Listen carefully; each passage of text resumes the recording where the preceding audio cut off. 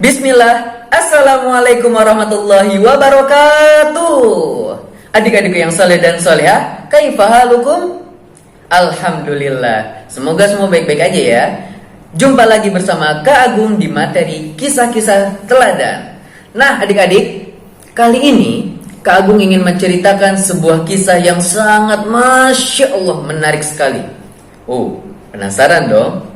Kisah ini adalah kisah tentang seorang nabi yang dulu waktu masih kecil, masih bayi, yang kalau kita masih bayi nangisnya oe-oe, yang kalau kita masih bayi bicaranya masih belum bisa. Tapi nabi ini ketika masih bayi sudah bisa bicara adik-adik.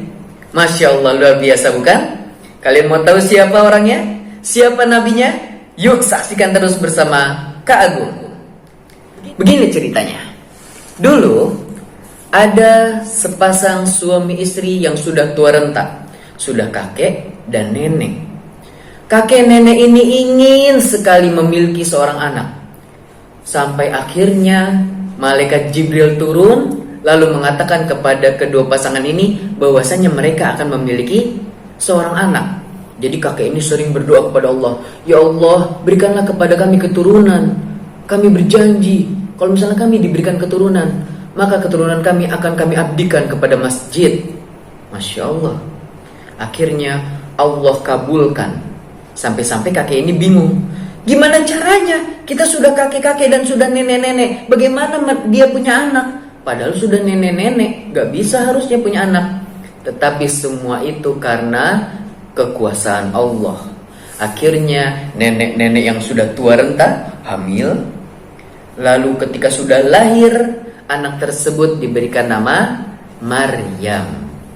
Nah, lalu Maryam akhirnya ditaruh di masjid untuk mengabdi di masjid. Sampai suatu ketika Imron pun wafat dan meninggal.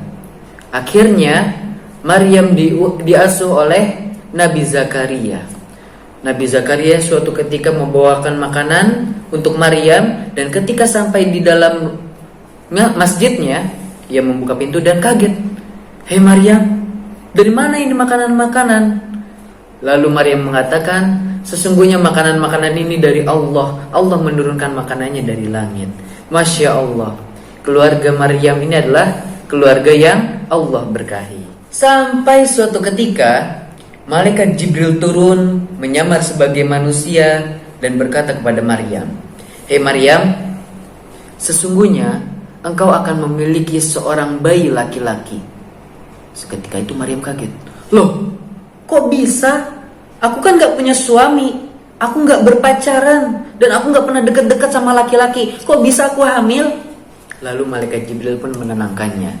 "Wahai Maryam, sesungguhnya Allah mampu melakukan segala sesuatu."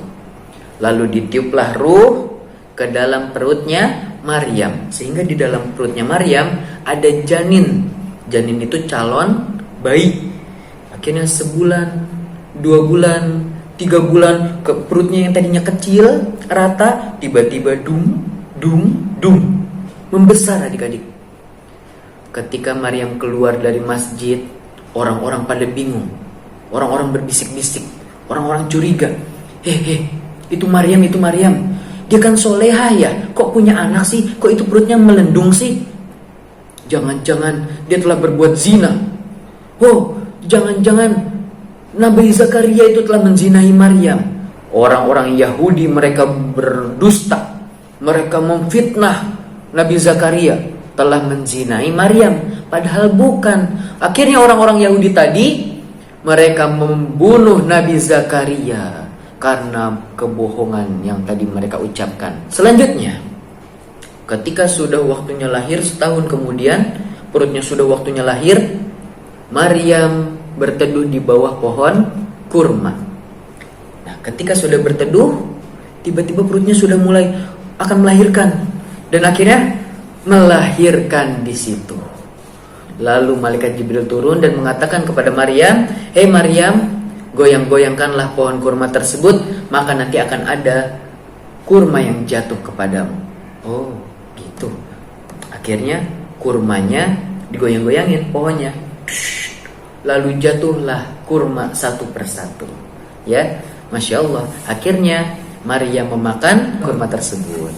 Setelah itu orang-orang bertanya-tanya, "Hei Maryam, itu anak siapa? Itu anak siapa?" Kalau kalian mau tanya, tanya saja dengan anaknya. Emangnya anak kecil bisa ngomong? Orang-orang pada bingung, adik-adik pada marah.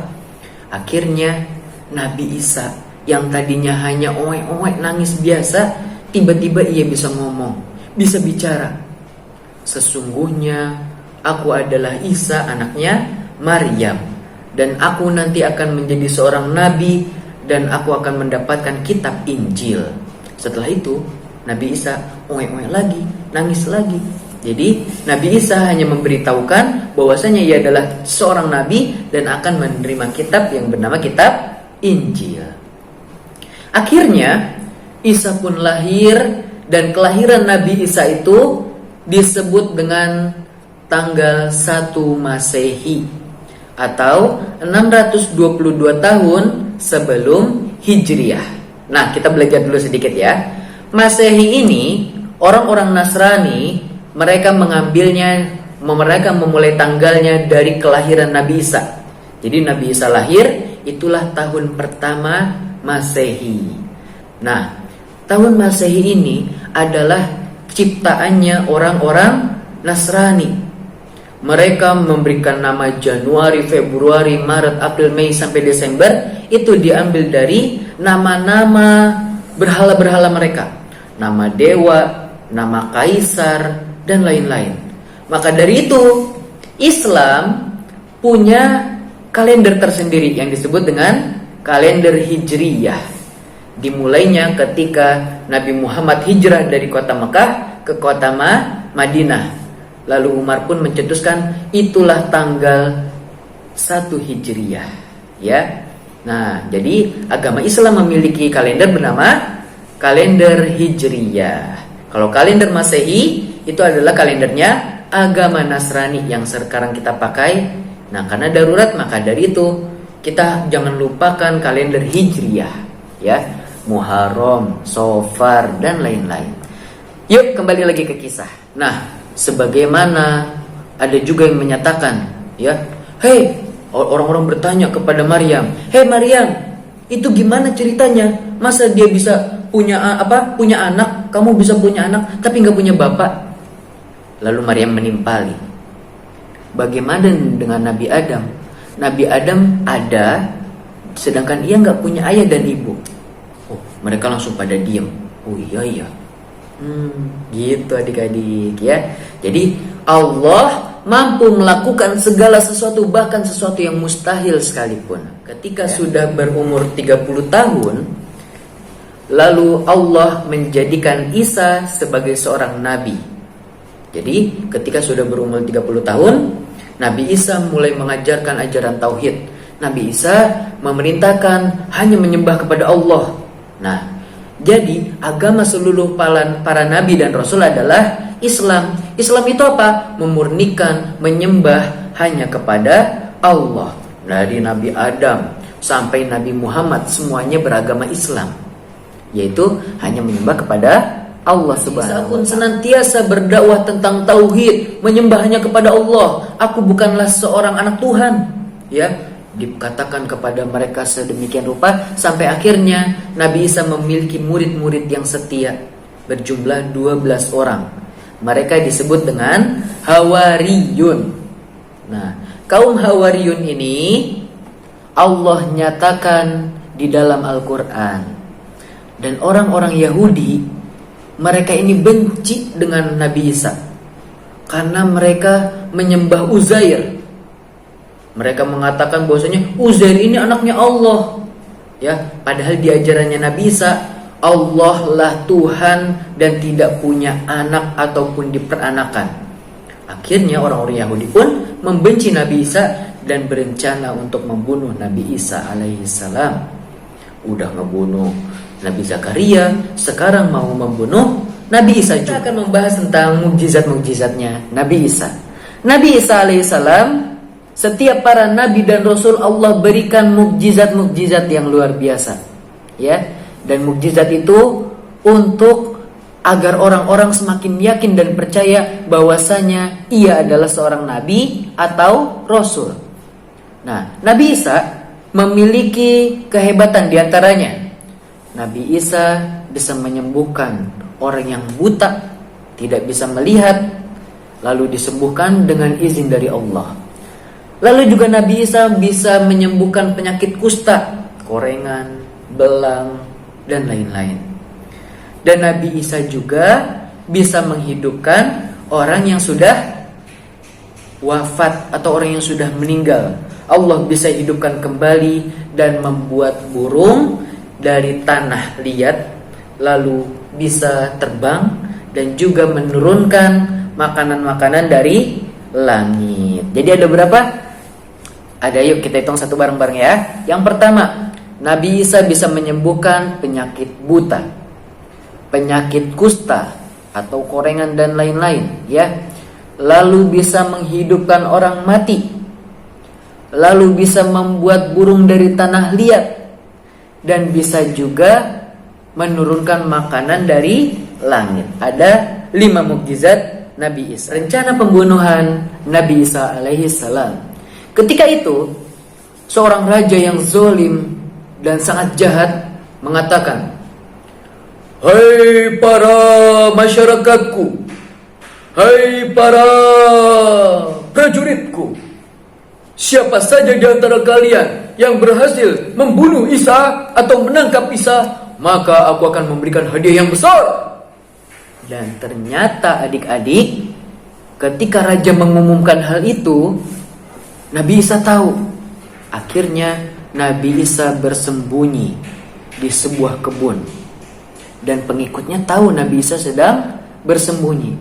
Dan ternyata ada satu pengikut murid setia Nabi Isa yang berkhianat. Wah, hadiahnya besar. Aku tahu di mana Nabi Isa bersembunyi. Aku akan memberitahukan kepada raja, dan aku akan mendapatkan harta yang banyak dan kaya raya. Wah, nabinya sendiri aja dikhianatin ya adik-adik ya. Akhirnya raja mengutus para prajuritnya. "Prajurit, datang!" Prok, prok, prok. Lalu dikatakan kepada Yudas, "Hei Yudas, tunjukkan kepada para prajuritku di mana Isa berada." Oh, enggak kayak gitu ya. Nah, selanjutnya para prajurit pun mengikuti Yudas menuju sebuah perkebunan. Ketika kebun itu sudah dikepung, lalu Yudas masuk ke dalam kebun tersebut sendirian. Tiba-tiba Allah mengangkat Nabi Isa ke langit. Allah menyelamatkan Nabi Isa. Dan ketika Yudas masuk, Allah rubah wajahnya Yudas menjadi wajahnya Nabi Isa. Sangat mirip. Sampai-sampai ketika Yudas keluar dari kebun, "Hei para prajurit, aku gak ketemu Nabi Isa." Prajuritnya bingung. Loh, kamu kan Isa? Tangkap! Jublu. Wah, orang-orang pun melihat Yudas berwajah Nabi Isa, dan Nabi Isa sudah diangkat ke atas langit. Yudas langsung ditiang, cukup, langsung disalib, cukup. Ya, kalian tahu tiang salib? Zaman dulu itu adalah siksaan yang sangat pedih. Orang-orang dibiarkan, ada yang sudah meninggal lalu dipajang, ada juga yang masih hidup, ya, dipajang, dibiarkan di tengah-tengah padang pasir yang sangat panas luar biasa. Dipajang seperti ini, lalu dia berdiri dan tidak bisa bergerak, diikat dan diterik matahari yang sangat panas, sampai akhirnya Yudas Iskariot pun mati karena ia berkhianat kepada Nabi Isa, sehingga wajahnya dirubah seperti Nabi Isa. Dan orang-orang Yahudi membunuh Yudas, bukan membunuh Nabi Isa. Di mana Nabi Isa sekarang? Nabi Isa sekarang ada di atas langit dan masih hidup sampai nanti ketika hari kiamat turun untuk melawan Dajjal. Luar biasa. Allah mengutus Nabi Isa kepada Bani Israel atau orang-orang Yahudi. Nah, karena orang-orang Yahudi ini membenci Nabi Isa, membenci ajarannya, sehingga setiap hari Nabi Isa dikejar-kejar, diburu, sehingga belum sempurna ajaran Nabi Isa disampaikan. Allah selamatkan Nabi Isa dari kejaran orang-orang Yahudi, sehingga belum sempurna kitabnya Nabi Isa, yaitu kitab Injil. Dan yang kitab paling penyempurnanya adalah kitab Al-Quran yang dibawa oleh Nabi Muhammad Sallallahu Alaihi Wasallam. Nah adik-adik, cukup sekian dari Kak Agung. Semoga bermanfaat. Kita tutup dengan doa kafaratul majlis. Subhanakallahumma wa bihamdika asyhadu an la ilaha illa anta astaghfiruka wa atubu ilaik. Assalamualaikum warahmatullahi wabarakatuh.